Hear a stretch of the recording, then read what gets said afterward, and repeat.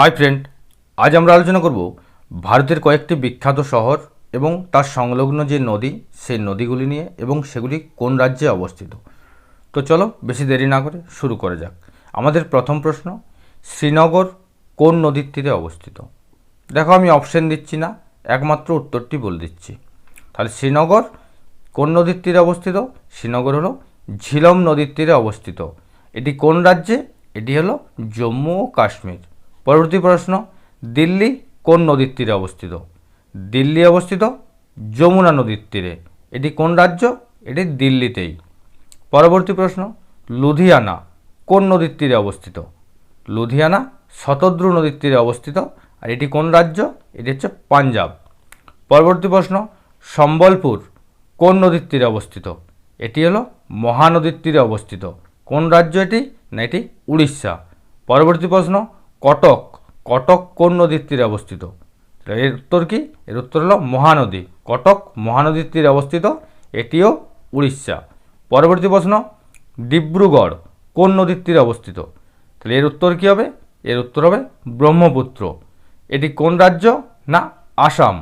পরবর্তী প্রশ্ন, গুয়াহাটি গুয়াহাটি কোন নদীর তীরে অবস্থিত? এর উত্তর কী হবে? এর উত্তর হবে ব্রহ্মপুত্র।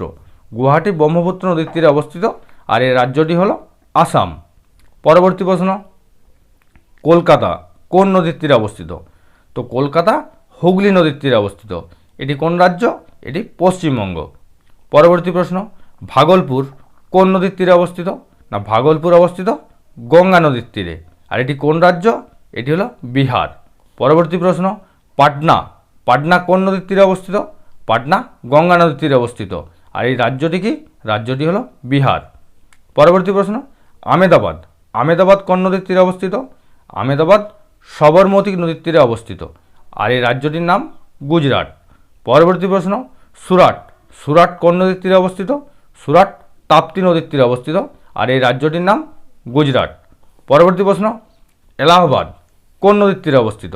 এর উত্তর কী হবে? এর উত্তর হবে গঙ্গা যমুনার সংযোগস্থল। গঙ্গা যমুনার সংযোগস্থলে এলাহাবাদ অবস্থিত। এটি কোন রাজ্য?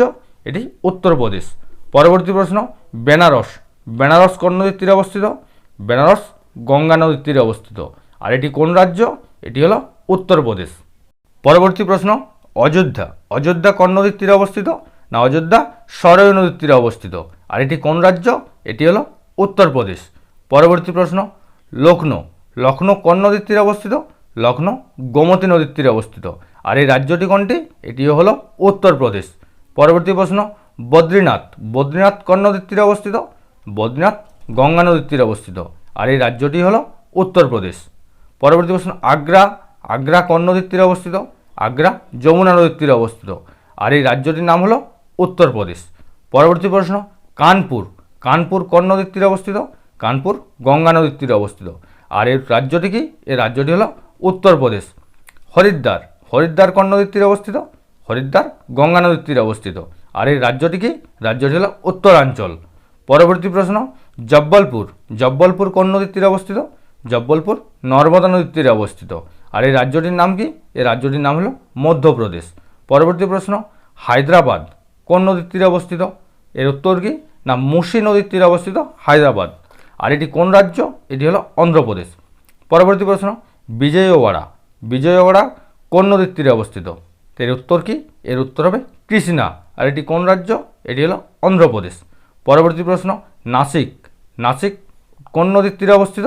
নাসিক গোদাবরী নদীর তীরে অবস্থিত। আর এই রাজ্যটির নাম কি? এই রাজ্যটির নাম হবে মহারাষ্ট্র। পরবর্তী প্রশ্ন, লুধিয়ানা লুধিয়ানা কোন নদীর তীরে অবস্থিত?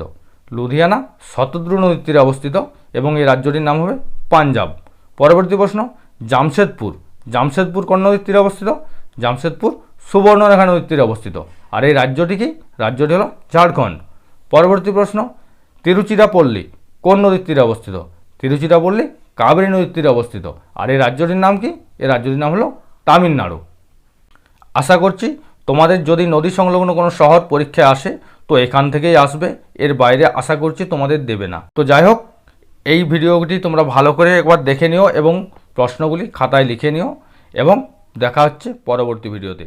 ততক্ষণ সবাই ভালো থেকো, সুস্থ থেকো।